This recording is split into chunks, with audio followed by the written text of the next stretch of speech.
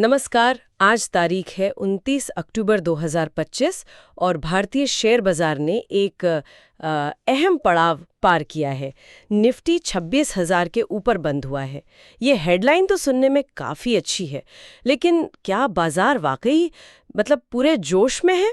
हमारे पास आज के बाजार के पूरे आंकड़े हैं, अलग अलग सेक्टर्स में क्या हलचल रही उसकी भी जानकारी है, और साथ ही बड़े निवेशक, मेरा मतलब है FIIs और DIIs, वो क्या कर रहे थे इस पर भी एक नज़र डालेंगे। तो आज की इस खास बातचीत का मकसद है इन आंकड़ों और रुझानों की तह तक जाना, समझने की कोशिश करेंगे कि इस 26,000 के पार जाने के पीछे की असली कहानी क्या है, कौन से शेयर चमके, कौन फीके रहे, और सबसे ज़रूरी सवाल, क्या ये तेज़ी भरोसे लायक है? चलिए शुरू करते हैं आज का विश्लेषण। सबसे पहले मुख्य सूचकांकों को ही देख लेते हैं। निफ्टी 50 आज 117.70 अंक यानी करीब 0.45% बढ़कर 26,053.90 पर बंद हुआ। सेंसेक्स भी लगभग इसी रफ्तार से 369 अंक या 0.44% ऊपर 84,997.13 पर रहा है। अब देखिए, 26,000 का आंकड़ा पार होना मनोवैज्ञानिक रूप से तो काफी बड़ा लगता है ना, लेकिन बढ़त आधा % से भी कम है। क्या कहेंगे, माहौल वाकई में बुलिश है या कुछ और चल रहा है? हाँ, आंकड़े सकारात्मक जरूर हैं। देखिए, खासकर निफ्टी का 26,000 के ऊपर टिके रहना ये अपने आप में अहम है। लेकिन जैसा आपने कहा, बढ़त बहुत ज्यादा विस्फोटक नहीं है। ये एक तरह की मिलीजुली तस्वीर पेश करता है। मैं इसे सावधानी भरा आशावाद कहूंगा। बाजार में उम्मीद तो है, लेकिन निवेशक फूंक फूंक कर कदम रख रहे हैं, ऐसा लग रहा है। शायद बड़े खिलाड़ी आगे के संकेतों का, खासकर वैश्विक बाजारों से आने वाली खबरों का या कोई बड़ा घरेलू ट्रिगर, उसका इंतजार कर रहे हैं इससे पहले कि वे कोई बड़ा दांव लगाएं। और बाजार की चौड़ाई, बढ़ने और गिरने वाली शेयरों का अनुपात कैसा रहा? आंकड़ा था करीब 2404 शेयर बढ़े और 1576 गिरे। ये तो फिर भी ठीक ठाक मजबूती दिखा रहा है ना? हाँ बिल्कुल, बाजार की चौड़ाई सकारात्मक होना एक अच्छा संकेत है। हाँ। ये दिखाता है कि तेजी सिर्फ कुछ गिने चुने बड़े शेयरों तक ही सीमित नहीं थी। छोटे मंझोले शेयरों में भी कुछ खरीदारी देखने को मिली। लेकिन फिर भी वो बढ़त का सीमित दायरा वो यही इशारा करता है कि निवेशक अभी पूरी तरह से खुलकर खेलने के मूड में नहीं है। अच्छा, तो इस सावधानी भरे माहौल में कौन से सेक्टर्स निवेशकों को ज्यादा पसंद आए और कहाँ-कहाँ बिकवाली हावी रही? ये सेक्टर्स हमें क्या कहानी बता रहे हैं आज की? आज मैदान में मेटल और ऑयल एंड गैस सेक्टर के खिलाड़ी आगे रहे। इनमें अच्छी तेजी देखने को मिली। मीडिया स्टॉक्स ने भी ठीक ठाक ही प्रदर्शन किया। दूसरी तरफ ऑटो सेक्टर आज थोड़ा पिछड़ गया, करीब 0.7% नीचे बंद हुआ। मेटल और एनर्जी में तेजी और ऑटो में सुस्ती, इसका क्या मतलब निकालें? क्या ये किसी खास इकोनॉमिक ट्रेंड की तरफ इशारा है या कुछ और? देखिए, मेटल और एनर्जी का मजबूत होना अक्सर कमोडिटी साइकिल में सुधार या इंफ्रास्ट्रक्चर पर बढ़ते फोकस से जुड़ा होता है। हो सकता है वैश्विक स्तर पर धातुओं की कीमतों में कुछ सुधार हो रहा हो, या फिर घरेलू स्तर पर इंफ्रास्ट्रक्चर खर्च बढ़ने की उम्मीदें हों, जिसका असर इन सेक्टर्स पर दिख रहा है। जैसे पावर ग्रिड और NTPC जैसे शेयरों का टॉप गेनर्स में होना भी वो इसी तरफ इशारा करता है। और ऑटो सेक्टर की कमजोरी, मुझे याद है पिछले कुछ समय से तो इसमें अच्छी हलचल थी। बिल्कुल बिल्कुल, ऑटो सेक्टर ने हाल में शायद वो त्योहारी सीजन की उम्मीदों पर अच्छा प्रदर्शन किया था। आज की ये जो 0.7% की गिरावट है, उसको शायद उसी संदर्भ में देखना चाहिए। ऐसा लग रहा है कि कोई बड़ी नकारात्मक खबर तो थी नहीं, तो ये मुख्य रूप से मुनाफा वसूली है, प्रॉफिट बुकिंग।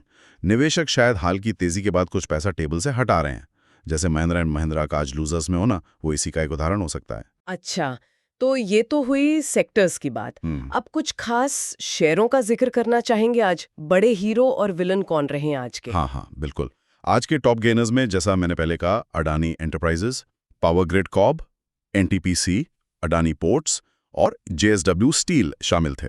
यहाँ साफ तौर पर इंफ्रास्ट्रक्चर, पावर और मेटल थीम हावी दिख रही है। खासकर अडानी ग्रुप और सरकारी पावर कंपनियों में मजबूती थी। दूसरी तरफ गिरने वाले शेयरों में डॉक्टर रेड्डीज लैब्स यानी फार्मा, भारत इलेक्ट्रॉनिक्स BEL जो डिफेंस से है, इटर्नल लिमिटेड, महिंद्रा यानी ऑटो और कोल इंडिया माइनिंग से, ये प्रमुख थे। तो गिरावट में आपको फार्मा, डिफेंस, ऑटो जैसे अलग अलग सेक्टर्स के नाम दिख रहे हैं। अच्छा, एक नाम आपने लिया इटर्नल लिमिटेड का लूजर्स में। मुझे ऐसा ध्यान आ रहा है कि शायद हाल ही की किसी रिपोर्ट में ये गेनर्स में भी था। हाँ, ये दिलचस्प है। आपने सही पकड़ा। हमारे पास जो पिछले कुछ दिनों का डेटा है, जैसे 27 अक्टूबर का, उसमें SBI लाइफ, भारती एयरटेल, ग्रासीम जैसे शेयर बढ़त में थे और कोटक बैंक पे चढ़ रहा था। इटर्नल लिमिटेड का हाल की तेजी के बाद आज गिरना ये दिखाता है कि बाजार में किसी एक शेयर में भी रोजाना उतार चढ़ाव कितना सामान्य है। 1-2 दिन की तेजी के बाद अक्सर थोड़ी गिरावट या कंसोलिडेशन देखने को मिल ही जाता है। तो आपके कहने का मतलब है कि ये जो हेडलाइन नंबर है 26,000 पार, वो असल में पूरी कहानी नहीं बता रहा। अंदर काफी उथल-पुथल है और निवेशक बहुत ही चुन-चुन कर पैसा लगा रहे हैं। बिल्कुल सही कहा आपने।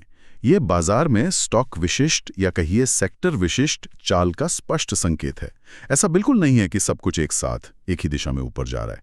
कुछ खास ग्रुप्स, जैसे आज अडानी समूह के शेयर दिखे या पावर और स्टील सेक्टर, ये निवेशकों की पसंद बने हुए हैं, जबकि फार्मा, ऑटो, कुछ डिफेंस या बैंकिंग शेयरों में या तो दबाव है या फिर वो सुस्त पड़े हैं।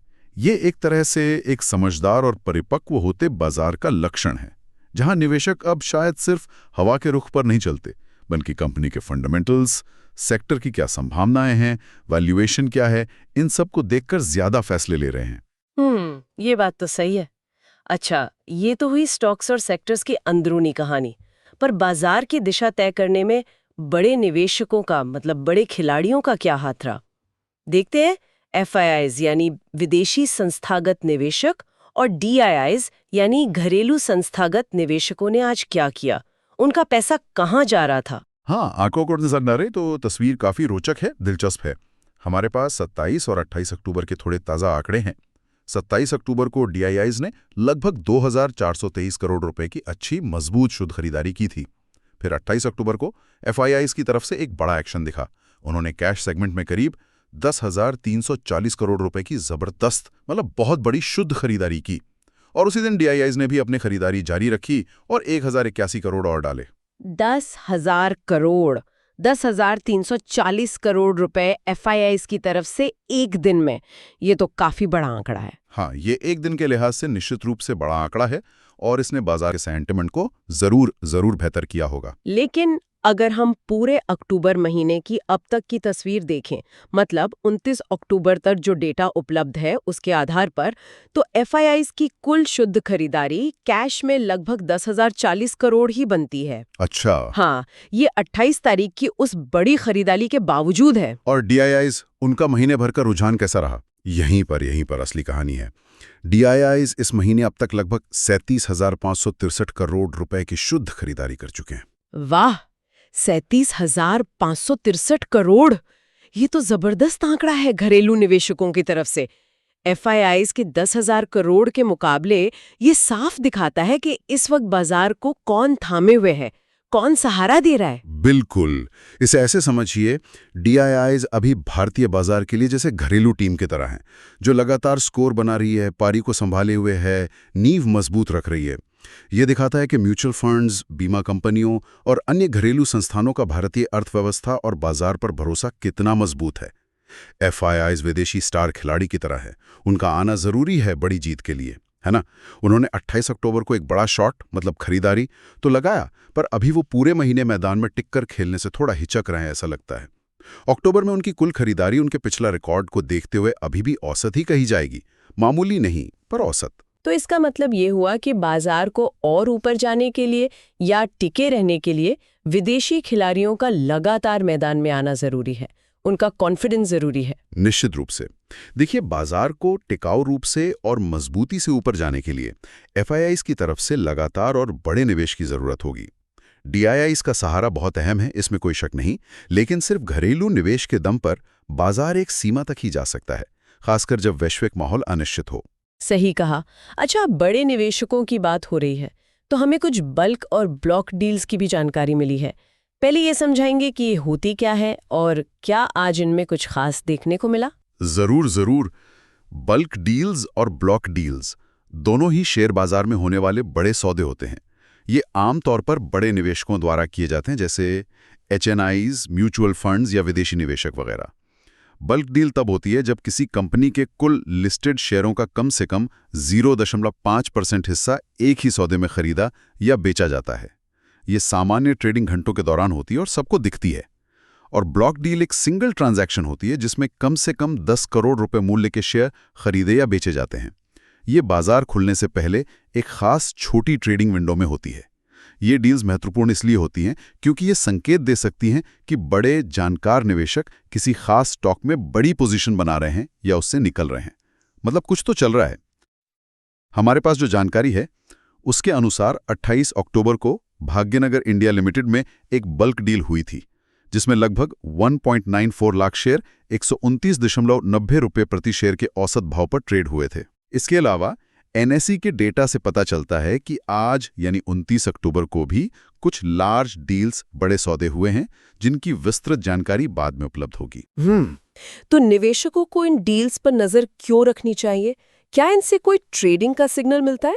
देखिए, नजर रखना फायदेमंद हो सकता है। जिन स्टॉक्स में ऐसी बड़ी डील्स होती हैं वो अक्सर रडार पर आ जाते हैं। अगर खरीदारी की तरफ कोई बड़ी डील हुई है तो ये कभी-कभी स्टॉक में आने वाले किसी अच्छे मूव का पहला संकेत हो सकता है, या फिर ये शेयर होल्डिंग पैटर्न में किसी बड़े बदलाव का भी संकेत हो सकता है, जैसे कोई बड़ा निवेशक एंट्री ले रहा हो या निकल रहा हो। लेकिन यहाँ सावधानी जरूरी है। सिर्फ एक डील के आधार पर निवेश का फैसला नहीं करना चाहिए। इसे कंपनी के फंडामेंटल्स, सेक्टर के रुझान और बाजार के समग्र माहौल के साथ मिलाकर देखना चाहिए हमेशा। ठीक है, ये बात ध्यान में रखने वाली है। अच्छा, बड़े सौदों के अलावा डेरिवेटिव्स मार्केट यानी futures and options, FnO segment, वहां भी भविष्य के संकेतों की तलाश होती है। वहां क्या चल रहा था, खासकर ओपन इंटरेस्ट को लेकर? हाँ, एफएनओ सेगमेंट हमेशा ये एक्शन से भरपूर रहता है।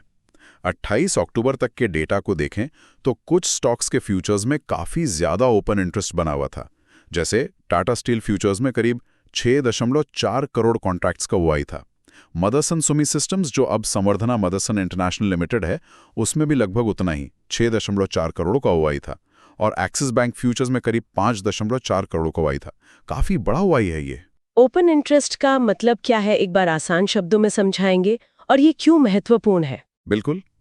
सोचिए, ओपन इंटरेस्ट का मतलब है कि किसी खास स्टॉक के फ्यूचर या ऑप्शन कॉन्ट्रैक्ट में कितने सौदे अभी भी खुले हुए हैं, यानी कितने लोगों का पैसा उस सौदे में लगा हुआ है जिन्होंने अपनी पोजीशन अभी काटी नहीं है, बंद नहीं की है।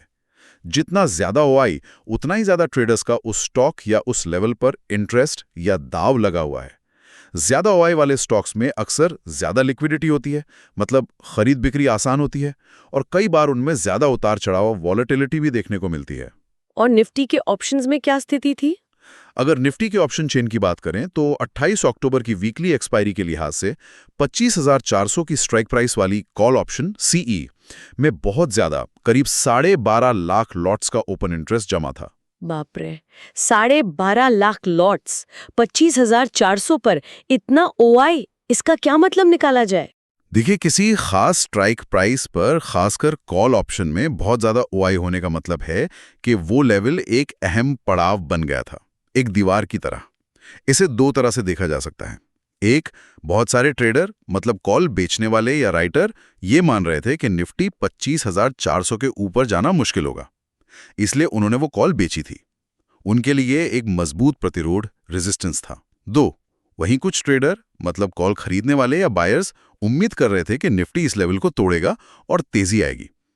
जब ओआई इतना ज्यादा होता है तो उस लेवल के टूटने या न टूटने पर बाजार में बड़ा मूव आ सकता है। आज निफ्टी 26,000 के पार बंद हुआ है, तो जाहिर है कि 25,400 का वो प्रतिरोध टूट गया है, जिसने कॉल बेचने वालों को शायद मुश्किल में डाला होगा और कॉल खरीदने वालों को फायदा दिया होगा। तो ये ओपन इंटरेस्ट डेटा ट्रेडर्स के लिए एक तरह का मैप बन जाता है कि कहाँ सपोर्ट या रेजिस्टेंस मिल सकता है, कहाँ एक्शन हो सकता है। हाँ, बिल्कुल। ये ट्रेडर्स को संभावित सपोर्ट और रेजिस्टेंस स्तरों को पहचानने में मदद करता है और उनकी ट्रेडिंग रणनीति बनाने में सहायक होता है। यूजफुल टूल है। चलिए, अब इस पूरी बातचीत को समेटते हैं। आज के बाजार विश्लेषण से मुख्य बातें क्या निकल कर आ रही हैं जिन पर निवेशकों को ध्यान देना चाहिए? की टेकअवेज। जरूर। कुछ मुख्य बिंदु इस तरह हैं मेरे हिसाब से। पहला, बाजार में सकारात्मक रफ्तार है। निफ्टी 26,000 के ऊपर है, जो अच्छी बात है, लेकिन बढ़त सीमित है और निवेशक सतर्क हैं। वो सावधानी भरा आशावाद वाली बात। दूसरा, आज के एक्शन को देखते हुए कमोडिटी और इंफ्रास्ट्रक्चर से जुड़े sector, metal, oil and gas, power, ये मजबूत दिखें, जबकि ऑटो जैसे कुछ सेक्टर दबाव में रहे। यानी बाजार स्टॉक विशिष्ट और सेक्टर विशिष्ट बना हुआ है। तीसरा, घरेलू निवेशकों यानी DIIS का जबरदस्त समर्थन बाजार के लिए बहुत बड़ा पॉजिटिव है। वो लगातार खरीदारी कर रहे हैं, लेकिन टिकाऊ और बड़ी तेजी के लिए विदेशी निवेशकों FIIs का लगातार और बड़े पैमाने पर पैसा लगाना जरूरी होगा। उनकी हालिया खरीदारी उत्साहजनक है, पर अभी भी महीने भर के लिहाज से औसत ही है। चौथा, जिन शेयरों में बड़ी बल्क या ब्लॉक डील्स हो रही हैं, उन पर खास नजर रखनी चाहिए। ये भविष्य की चाल या शेयर होल्डिंग में बदलाव के संकेत हो सकते हैं, लेकिन जैसा मैंने कहा, इन्हें अन्य कारकों के साथ देखना चाहिए। और पांचवां, जो शायद सबसे अहम है, वैश्विक कारक, ग्लोबल फैक्टर्स। कच्चे तेल की कीमतें, अमेरिका में ब्याज दरें, US फेड की नीतियां क्या रहती हैं, डॉलर के मुकाबले रुपए की चाल और दुनिया भर में आर्थिक विकास की स्थिति, ये सब मिलकर भारतीय बाजार की दिशा तय करने में महत्वपूर्ण भूमिका निभाते रहेंगे। इन पर लगातार नजर बनाए रखना बेहद जरूरी है। तो ये था 29 अक्टूबर 2025 के भारतीय शेयर बाजार का एक विश्लेषण। आंकड़े उत्साहजनक है। निफ्टी 26,000 के पार एक मील का पत्थर तो है ही, लेकिन जैसा आपने कहा, सतर्कता भी जरूरी है और कहानी हेडलाइन से कहीं ज्यादा गहरी है, कई परतें हैं। बिल्कुल। और यहाँ एक बड़ा सवाल भविष्य के लिए खड़ा होता है, जिसे हमें आगे भी ट्रैक करना होगा, देखना होगा। सवाल ये है कि क्या घरेलू निवेश का ये मजबूत प्रवाह जो हम DIIS के आंकड़ों में लगातार देख रहे हैं, क्या वो विदेशी निवेश FIIs की तुलनात्मक कमी या उनकी अस्थिरता की भरपाई लंबे समय तक कर सकता है, खासकर तब जब वैश्विक अर्थव्यवस्था में अनिश्चितता बनी रहती है या बढ़ती है? ये आने वाले समय में भारतीय बाजार की असली लचीलापन, रेजिलियंस की परीक्षा होगी। ये वाकई एक बहुत अहम सवाल है और इसका जवाब हमें शायद आने वाले महीनों या तिमाहियों में मिलेगा। आज की इस गहरी पड़ताल और इतने अच्छे विश्लेषण के लिए आपका धन्यवाद। धन्यवाद। नमस्ते दोस्तों। स्टॉक मार्केट में पैसा बनाना कोई मैजिक नहीं है। बस सही नॉलेज, सही गाइडेंस और राइट माइंडसेट चाहिए। अगर आप भी सीखना चाहते हो कैसे ट्रेडिंग से रेगुलर प्रॉफिट कमा सकते हो, तो अब वक्त आ गया है अपना जर्नी स्टार्ट करने का। यहां आप सीखेंगे stock market basics, swing and intraday trading strategies, option trading secrets, risk and money management trading psychology, और सब कुछ हिंदी में इजी एग्जाम्पल्स के साथ। चाहे आप बिगिनर हो या एक्सपीरियंस ट्रेडर, ये ट्रेनिंग आपको स्टेप बाय स्टेप ले जाएगी बिगिनर से एक्सपर्ट तक। मार्केट हर दिन मौका देती है, लेकिन बिना नॉलेज के वो मौका रिस्क बन जाता है। तो अब सीखो, समझो और अपना ट्रेडिंग गेम स्ट्रांग बनाओ। Want to learn stock market trading in a simple, practical and profitable way? Call or WhatsApp अभी +91 96 41 28 9557। Limited seats, unlimited learning. Trading सीखो, अर्निंग बढ़ाओ, बिकॉज स्मार्ट लॉक सिर्फ काम नहीं करते, वो मार्केट को काम करवाते हैं। Learn stock market trading, beginners to pro traders. Welcome call, WhatsApp +91 96 41 28 9557। अगर वीडियो पसंद आया हो तो लाइक करें, कमेंट में अपनी राय दें और सब्सक्राइब करना ना भूलें। आपके एक लाइक से हमें मिलता है मोटिवेशन, तो जरूर लाइक करें और शेयर करें अपने दोस्तों के साथ। अभी सब्सक्राइब करें ताकि अगली अपडेट आप सबसे पहले देख सकें। वीडियो अच्छा लगा हो तो नीचे कमेंट करें। आपका फीडबैक हमारे लिए गोल्ड है। सपोर्ट करें चैनल को, लाइक करें, शेयर करें और बेल आइकॉन दबाना मत भूलिए।